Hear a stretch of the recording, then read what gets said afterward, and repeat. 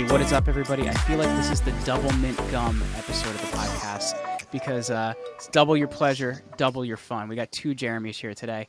Excited to be here hanging out with you. I have Jeremy Roadruck with me today, and he has been described by some as a force of nature.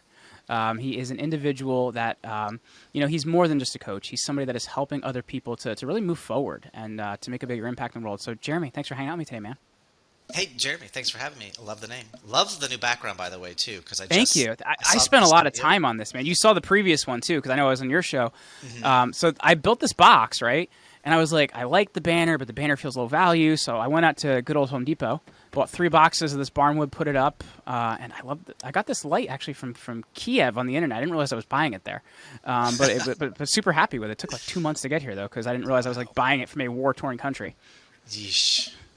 But it looks gorgeous, and I'm really excited to be here, dude. You have some really cool conversations, and I'm really excited to be part of that movement. So let me ask you this, because I feel like with you, like, you mentioned you're somebody that's, and I can appreciate this too, like being similar myself, where you have a lot of different things you're interested in, a lot of different things you're good in. So in some ways, you can be a Renaissance man of sorts, right? Like you have different things that you do. In fact, you've worn Renaissance clothing. I have. But the thread. So I think there's some threads we're going to pull on here, and I think the first one I want to pull on is martial arts, and I'm curious how that's formed you, how that's become a part of your life, and like kind of how that's been as part of your life. Yeah, martial arts has been literally the thing that saved my life, and it was the pivotal thing that I ever could have done, ever. And I, 27 years now I've been training, and I've been teaching, and I had a school for 17 and a half years, and world champion, or Pan American champion, not world, but Pan American champion, international, U.S. national multiple times, blah, blah, blah. I was a kid who was wrapped up in his head with a ton of pain and didn't trust anyone. And being able to go to a place where, one, they didn't care about what I knew, they cared about how I showed up, and everyone could kick my butt, it made me have to be, like, get out of my head and get out of my own way. I remember one of my Kung Fu brothers, Master Chongo, we met, and he's like, went to shake my hand, and I'm like, oh, I don't shake hands. And he's like, oh, okay, why is that? Well, shaking hands is an ancient symbol among warriors that you're not carrying a weapon, but you're a martial artist. You've trained your whole body to be a weapon. That makes you a liar, and I don't believe in lying. And I was a 140-pound, scrawny white kid from the suburbs, and Master Chongo Noakes, named after an African god, 5'8", fire plug, been doing martial arts since he was 5. His dad was former Underwater Demolitions, which is the pre-SEALs crazy guys. And I had no idea who Chongo was. Yeah. And I was so defensive. Like in my world, I believed everyone was going to reject me anyway because I was rejecting me, so I'll just make you do it on my terms and save time. So I came across as this massive, egocentric, arrogant, all these things, and he was like...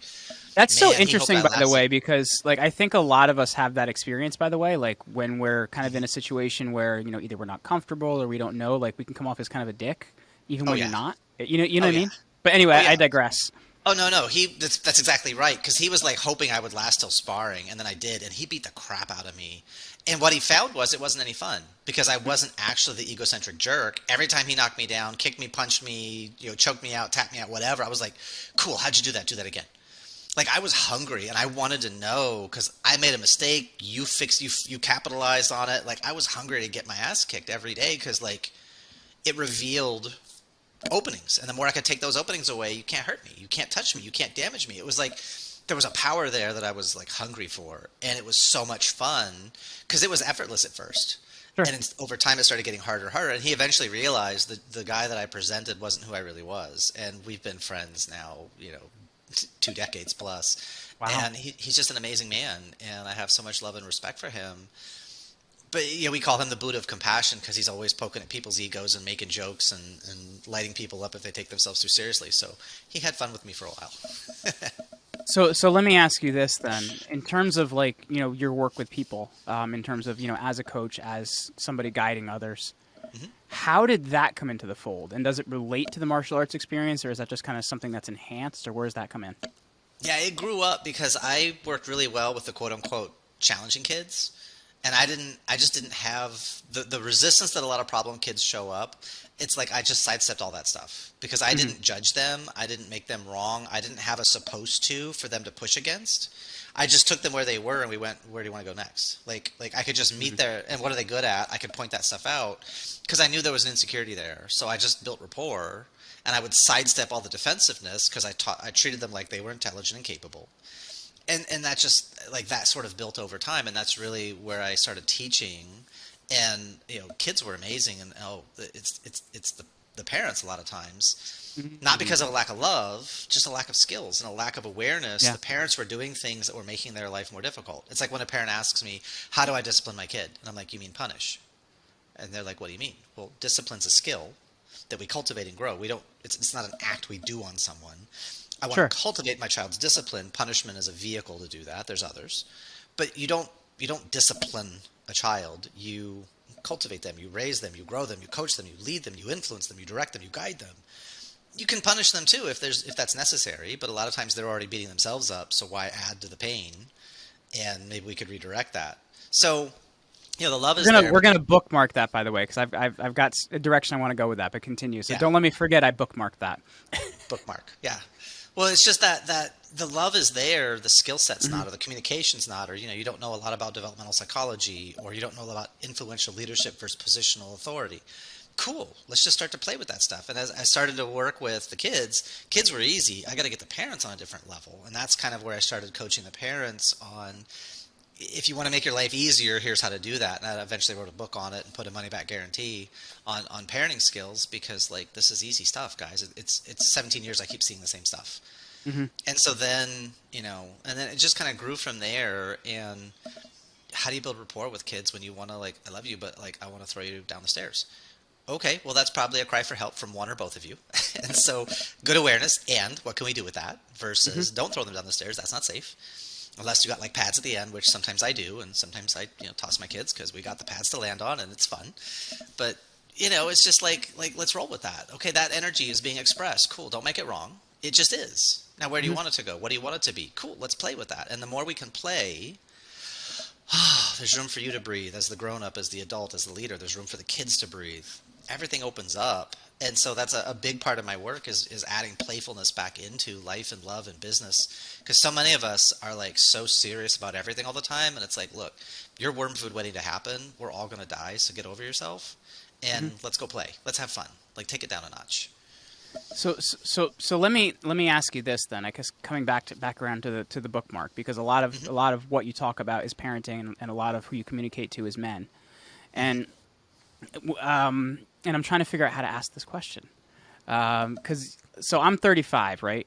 And Hmm. you may totally disagree with me on this statement, but I feel like if you look at like my generation, I feel like a lot of them are spoiled as hell, and I think some of it is, there's different theories on it, right? Like some of it is how parenting was done, some of it is how parents were parented, or whatever it may be, right? Like if you look at like there's a saying, and I'm gonna screw this up, so I think it's hard times make hard men, easy times make soft men, right, or something like that, Yeah, something yeah. to that Something to that effect. effect. Yeah. And if you look at it, we've had a lot of time of prosperity, and now we really haven't had as much. Things have gotten a little tougher, and we haven't had a world war in a while. We haven't had, we had a pandemic and we just had to kind of deal with it. But like, we haven't had kind of that. And so, those parents have kids, they spoil their kids, those people spoil their kids. And, we're kind of left with a generation that's like, oof, how did we get here, man? Yeah. And I guess when you look at it, like, how do we not do that? I guess like in terms of like as in parenting, in terms of setting up the right, because you're talking about discipline being a tool, which I think that's how Yeah. I got here, and I Hmm. think that's kind of interesting because if you look at it, I think parents think, okay, well, discipline is the only thing, or I want to be my kid's best friend, or like they choose a strategy and that's the one they stick with, rather than like, like, okay, this calls for a screwdriver, this calls Right. for a 2.5 inch screw. This calls for a 1 inch screw. You get what I'm saying? Like Yeah. I'm Yeah. comparing it to building something, and I'm it seems totally like with you. we pick a tool, and we just kind of keep that tool. So as somebody that kind of works with this and sees this, how do you observe that? And I guess like number one, do you see my observation is correct? And number two, like how do we approach it differently if that's if Yeah. it is Yeah. correct? Yeah, well, one thing, sidebar on the World War, we can go read the Fourth Turning and look at the 80-year cycle and the four generations and how they Yeah, we're repeat ready every for 20 one very years. soon, by the way. Yeah, we have been. We have been. If you look at 9/11 as equivalent to World War One, we're due for World War Two, and it'll be some sort of economic event, geopolitical event, some sort of big thing. And COVID may have been it. Somehow, I suspect it wasn't, unfortunately. Yeah, I But don't think so definitely, either because it's. I don't want to get too much into the political side of yeah, this. I do on yeah, other episodes, but like you look at like kind of yeah, what's happening in Ukraine, and you look at what's happening possibly in Taiwan soon. So like things are brewing yeah. definitely. So the fourth Things are, turning yeah. could be a thing. It's a fantastic book, and if people haven't read it, they obviously need to. Let me read you Yep. as we talk about like kids and parenting and mindset and entitlement and softness. Let me read you something real quick and see if you can guess Yeah. the source. And it is this: the children now love luxury. They have bad manners, contempt for authority. They show disrespect to their elders and love chatter in place of exercise. Children are now tyrants, not the servants of their household. They no longer rise when elders enter the room. They contradict their parents, chatter before company, gobble up the dainties at the table, cross their legs, and tyrannize their teachers. Guess who said that? Okay, so I'm looking at the language. So the language tells me it was not written in the last 50 years. Because we've lost language skills as a society. Um, I don't think it was written in the 30s, so it's not like Das Kapital or Marx or something like that. I'm gonna go with it was written in the 1700s. Um, Something by Adam Smith, maybe. That's a good guess. How about Socrates and somewhere Oh between my gosh, I missed it by about 1700 thousand years about plus. thousand Yeah, years? Yeah, yeah. yeah, yeah. 470 to 399 BC. Like Okay, that's how old the world's been going to hell in a handbasket, and kids have been spoiled rotten brats for at least but two it's thousand but it's years. it's secular though too, right? Like if you look at like the Roman Empire starting in 750 7 whatever BC. I think it's anyway, and Yeah, then ending in like I think it was 406 or something like that. So if you look at that, it got a lot worse over the years, right? So it's like yeah, we yeah. get there, we start over again, we get there, we start over again. We Right. the dark. So But yeah, even just smaller cycle, every older generation judges the generation next as being weaker, softer, slower, everything, because there's just different contexts and frames of reference. So to go back to your original question about kids being soft, really it's unresolved wounds, it is entitlement, and it is the idea that I suffered through X, Y, Z. I don't want my kids to suffer. The challenge is that does them a disservice though, doesn't it? it can, and that's where I was because are do we need pain and do we need struggle and do we need suffering as a way to grow, Not or could necessarily. could any sense perception be useful, right? And there we go Mhm. into Buddhism, and there's right hand path and left hand path. And right hand path is using pain as a vehicle to cultivation because suffering sucks and I don't want to suffer. Left hand uses drugs and sex and pleasure because any sense perception that disturbs the ego can be a vehicle to spiritual growth. The challenge is when you give that to people who aren't very mature, they get attached to the vehicle and then they get sidebarred into the pleasure and forget about, oh, I'm supposed to be cultivating my soul. So they Mhm. use the drugs to create a energetic experience, and then how can you get there without the drugs? Mhm. That's kind of the vehicle in the left hand path. And so with the kids, like parents, I had it rough. I remember what it felt like to be X and Y and Z. I don't want my kids to be that way. And what they're doing is they are inversing a pendulum that's swinging. Right, I experienced Mhm. this pain, so I'm going to swing the pendulum the other way. But then that introduces new problems because the adults aren't integrated in the first place. Because if you're integrated and you know what you're doing, now the hand that holds the knife, the scalpel in the hands of the surgeon does beautiful things. It can cut out the bad parts. The knife in the hands of a chef can make a beautiful meal. In the hands of an artist can create art. In the hands of a klutz, you drop it, the knife is going to cut your foot because the tool has no loyalty to anything but its nature. Yeah. So when we look at how we do these different parenting strategies, we got to remember what's the goal. At 18, I want a self-sufficient, emotionally mature, and capable adult that can handle life. How many parents make that their mission from when their kid is born versus I'm just trying to keep them alive and get food on the table and the house is clean and get them to some activities and get them to 18 and out the door versus, well, what is your goals with your child? What one or two things, if you accomplish that, you were an amazing parent. Mhm. Most parents don't have that, and not because that they're bad for that. They're busy surviving and living. So how do you go get the time to create something to thrive? And that's where you hire a coach who can help get you there because they've got the time and the skill and the practice so that you don't have to reinvent the wheel. Because I've spent over $500,000 in my own personal growth over the last 40 years. Cool. I can give you all the sources everywhere I went. You can do that whole entire journey. Your kids will be grown and gone by then, and you'll be raising your grandkids. But or Hey, just plug my knowledge base in and save time. Your So, choice. so let me ask you this then, because I think that's an interesting viewpoint, and I guess Hmm. like looking at that. Oh my God, my brain stopped working. You ever get that? You're like, I have this Yeah. wonderful question, and there it goes. It's over there. Yeah. Um, Well, the cool part is it'll come back as soon as you need it to if you just relax and focus somewhere else. yeah. So, where was I going to go with this? Well, we were talking about Um, discipline and raising kids, and you want to provide and protect them from that's where I things was you went going. Okay, through. so like if you look at it, and it's interesting too because I think you can say this goes in cycles, right? Like you can say, look at the debauchery of this generation or this civilization or whatever it may be. But you look at it, and it feels like moral codes and family structure have become increasingly less emphasized or important. I would say, at least maybe in the generation before me and leading through my generation. Like, do you think that is part of an issue in parenting, or how do you see that? Well, I see, like you said, the cycle because, like in the 1920s, there were these ladies. They were called the flappers, The and they would flappers, go yeah. and they would have, yeah, they would have petting parties. So they would get together and they would like touch each other in intimate ways and explore sexuality in a way that quote unquote had never been done before. Except, have you Or, looked or at you look like at the cult of the Bacchae back in the Roman Empire for the cult of right Bacchus. or These people used or to take wine that had France? mold on it, get high as shit off of the mold wine. Yeah, yeah.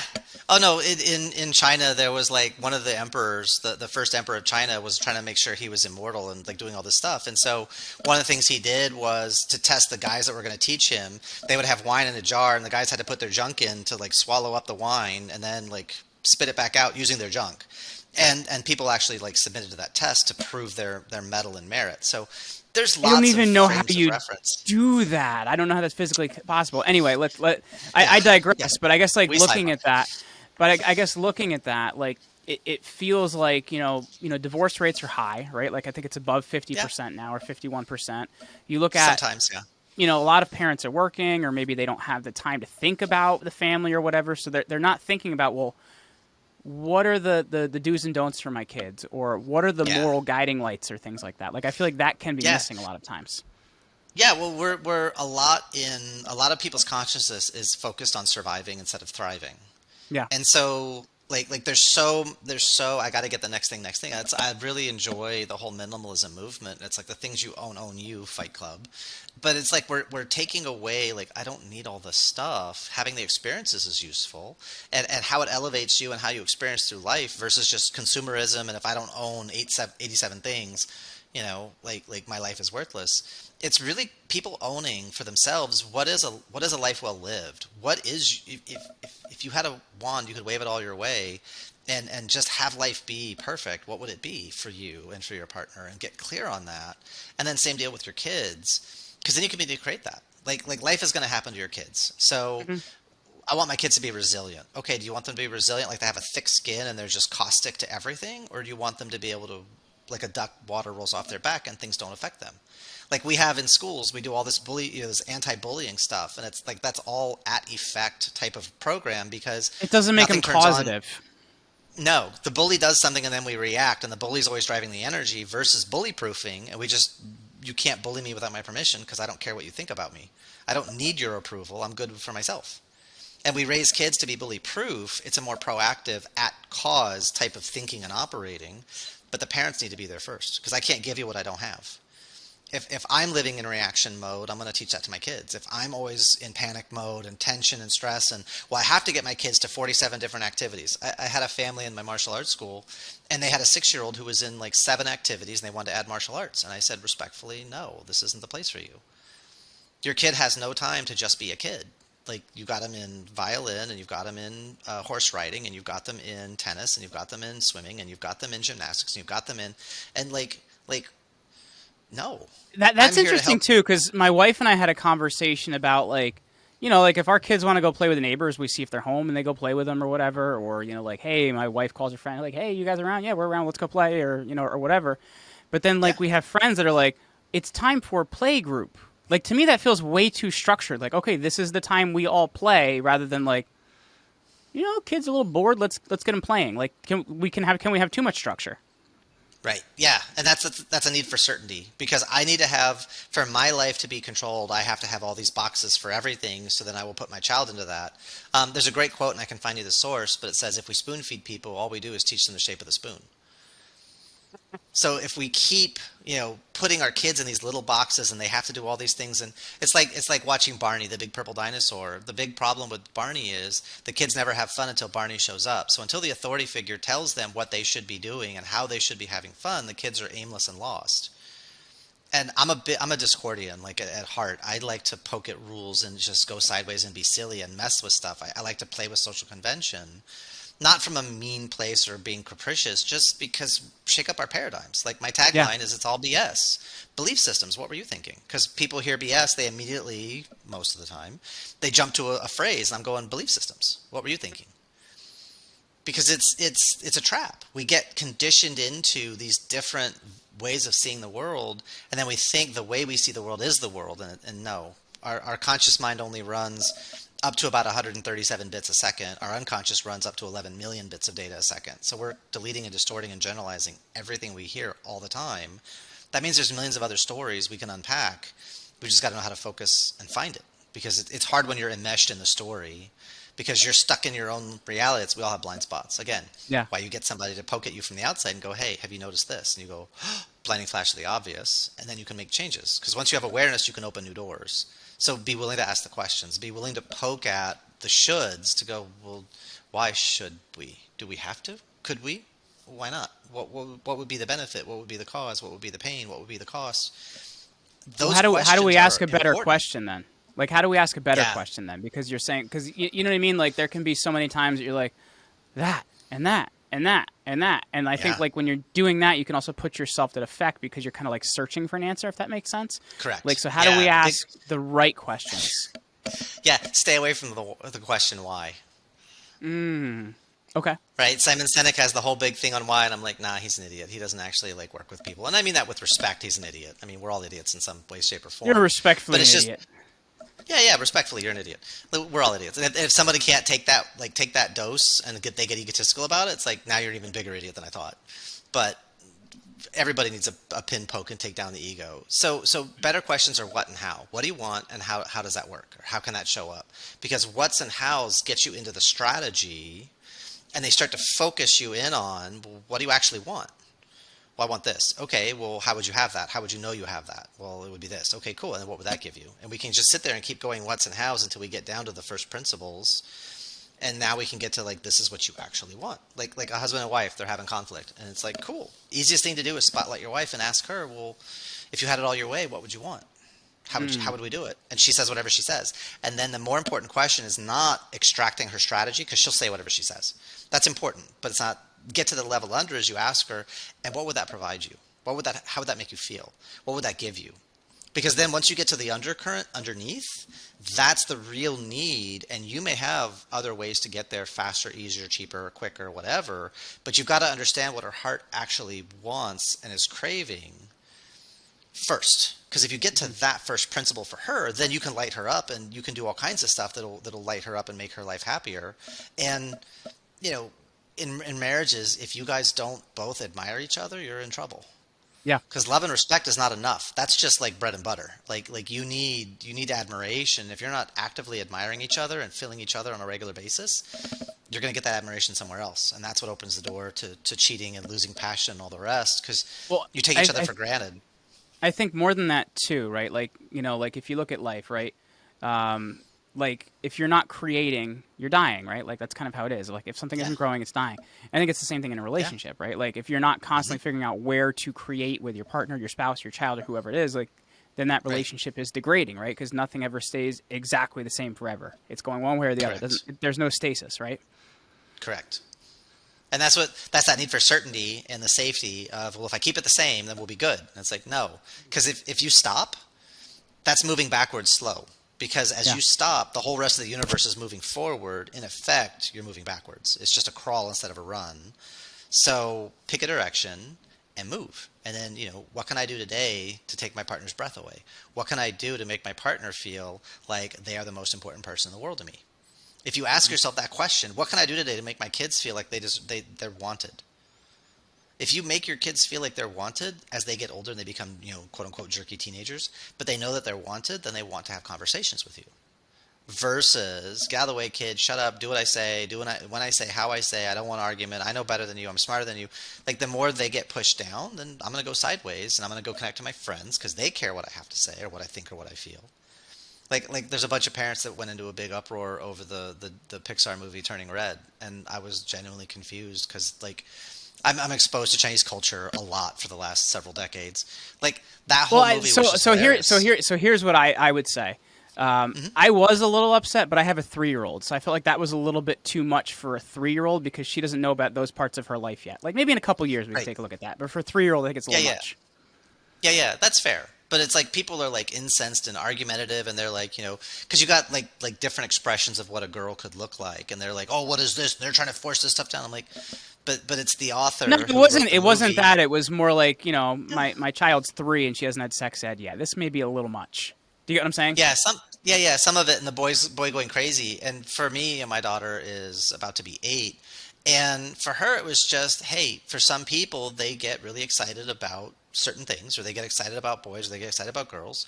And are you excited about boys or girls? Well, no. Okay, well then we'll have that conversation when you start getting excited about stuff. And until then, it's just stuff down the road. And she's like, oh, okay. And because I framed it in that, it's kind of an open conversation. It's ongoing. I didn't close the loop. I didn't have a huge reaction. But I will tell you, when I was a kid, the Time Life, the Time Life albums were playing, and they had a song playing on the radio, on the television, and they had a Rolling Stones song, and it was "Brown Sugar, How Come You Taste So Good, Just Like a Young Girl Should." And I hear the commercial enough. I'm 7, 8 years old. I'm in the kitchen, and I'm just bopping along, and I'm singing the song out loud. And all of a sudden, my mom has this huge reaction. She goes to hit me and says, "Don't you ever say that again." Say what? I like brown sugar. I like brown sugar when I put it in my oatmeal. It's my favorite. Because the line, "just like a young girl should," like that line didn't mean anything to me until she had that a huge emotional reaction, and now my brain went, why was there that big amplitude? Yeah. And now I started noodling on it. So she introduced that thought to me because of her spike in emotion. I wasn't there. Her reaction drove me to that conclusion, or drove me to that curiosity. And if she had just been like, hey, that's an older song, let's sing some new songs. If she had just redirected it, I would have forgotten the whole entire thing. And now here it is almost 40 years later, and I still remember the moment. I remember where I was standing. I remember what part of the house I was in. I mean, I remember the whole entire moment. Yeah. Because she lightning rodded me. And we do that as parents sometimes because we think this bigger architecture for meaning. That's really hard too, because you have to like especially with younger kids, like you really have to remember, like, number one, they don't know something's wrong, or they don't know why it's wrong, or they don't know, like, so it's like there's just energy. They're just like something I personally had to get better with, and I think I am better with it now, like, always working on it, obviously, is, like, I have a tight schedule sometimes. Like, sure, we have an au pair, we have help. But, my daughter sees me running from the bathroom to a meeting. She wants to talk to daddy. You can't just ignore her or make her wrong or whatever. You got to figure out how you can talk to her quick, make her feel really important, and then get to your meeting. Like, as much as that is. So I figured out how to do that a lot faster. But that's important too, They don't know.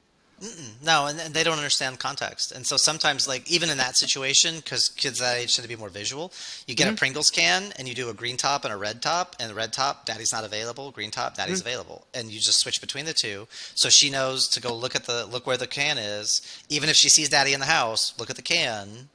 Oh, daddy's not available. Okay.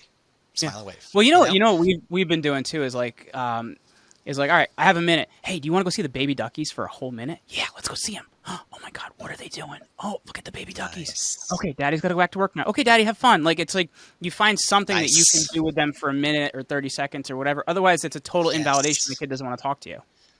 Right.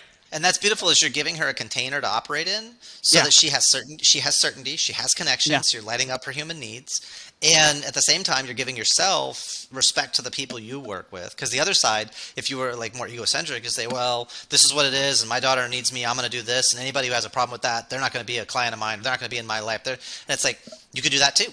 And some people do. And that's really tough, by the way, because, like, you'll work with some people sometimes that say, like, okay, this is my only day this week to answer email. And it's like, you can't operate like that because that's not fair to the rest of us. Do you get what I'm saying? Right. Well, they can, but then that limits what they're doing. Because like Dan Kennedy, he gets up at 5 in the morning and he writes for 2 hours, and he has a fax, and he has his secretary's in Phoenix and he's in Cleveland, and she FedExes him a package once a week of stuff, and that's just how he's operated since like the early 1980s. That's the covenant he has with his audience, and he charges like 100K out the gate to do something with $1 million on the upside and a percentage of blah, blah, he's got all the stuff. Yeah. But he explains that covenant up front, and then he doesn't equivocate, and that's just how he operates. And he knows I'm going to lose some deals. I don't care. Mm-hmm. Like that's not my deal. My deal is I operate this way, and you either play my reindeer game or go find somebody else. I'm okay with that. I don't care either way. And it's like, but it's having standards, having boundaries. We teach that to our kids. We teach that in our relationship. Do I mean this, or I'll be flexible, but then it's like, but then how can we fully trust you? And that's hard because, like, for me, I don't operate in time. Time doesn't exist for me. It's a really interesting construct. And so my wife, unfortunately, has to poke me with a stick sometimes and be like, "Hey, we gotta go." Like, she's gotta, because then when I'm like, "Oh, we gotta go," That's like I'm like, funny. So you're more like my wife, where it sounds like your wife is more like me, where I'm like, come on, we gotta be early. If we're not early, we're late. Like, yeah. So. Oh, I love being early. If it was me by myself, I would be early. But if I have to serve anybody or talk to anybody or connect with anybody, then all bets are off. And that's where like it is. We were getting married, and she asked me for the guest list again, and I was like, "Babe, I'll get it to you." I said I would. You only asked me a couple of days ago, and she was like, "Weeks." It was 3 weeks. It was December 20th, and she had asked me like the first week of December, and she was like, then she said we should just elope. And that was the third time she said that, and I was like, "Okay, we should. Let's do it." She was like, "What?" Because when she says something to me 3 times, it's not just information. It's not a pipe dream. It's a request. And so December 20th made the decision. Okay, yeah, let's just elope. Oh, Vegas, time, money, blah blah blah. That's going to be hard. So instead, we got married on December 27th. So we planned a wedding in 7 days. Oh, and wow. got married. Yeah. Got married. We had like 20 witnesses, so it was a half elopement, half we had people with us, and yeah, just made it all happen. So 27th is our anniversary. 29th is her birthday. Then we got the 25th, the 27th, or the 31st. And then my daughter was supposed to be born the 23rd, and then she showed up weeks early, like 3 months early. So that messed that up. But it would have been the 23rd, the 25th, the 27th, the 29th, and 31st. Nerf you all. I'm not doing anything. I got family for those 2 weeks. And it's like I really enjoy that. Like that our anniversary and our wedding or our anniversary and her birthday, it's all just right there, and it's like, this is fun because I remember those dates. I don't move in time, but I remember dates and what was happening and like that, and I'm totally the romantic. So Mine's on Tuesday. This Tuesday coming up. Nice. 7 years too, which is cool. My wife and I have been together. Congratulations. We've been together 15, but we've been married for 7. Nice. And it's interesting because I'm very much a to the point person, but when it comes to something like that, I am more of a romantic. So we actually, I'm an ancient history major, so this kind of like prefaces all this. So we got married, we got engaged in front of the Parthenon at sunset. Nice. Like, to me, like, oh, dude, that was a moment. Dude, that's cool. It's a moment we both have and we'll never forget. You know what I mean? Yeah, that's cool. Like I gotta tell it to my kids and be like, hey, if you're gonna do it, like, go grand. Like, that's epic. That's epic right there. I love that. Well, Jeremy, I've really enjoyed this conversation, man. For people listening, they want to connect with you, they want to learn more about what you're doing. Where's the best place for them to go? Easiest, just Google me. I'm literally the only me in the world. Like, I'm the only Jeremy Roadruck online. Best place to get in touch with me one-on-one is you can either, if you want to book time with me, go to bit.ly/talk to Jeremy, all one word, and that'll take you to my calendar and we can book out some time. And you can also find me on Facebook, Jeremy R. the Kung Fu Guy. I've got YouTube, I've got Instagram. I'm not that active. I've got TikTok. I'm doing content there all the time right now. So yeah, that's where I'm the most active, and really, I love how people build their model of the world, and if it's not fully serving you, cool, let's go play with it and make it more, just more. Cool. Well, Jeremy Roadruck, Yeah. thank you so much for hanging out with me today, man. Well, Jeremy Slate, thank you very much for being such an excellent host, and I love your vibe, dude. Thanks, man. It's the statement of the great mint. It's double mint gum. All right. See you later. There you go.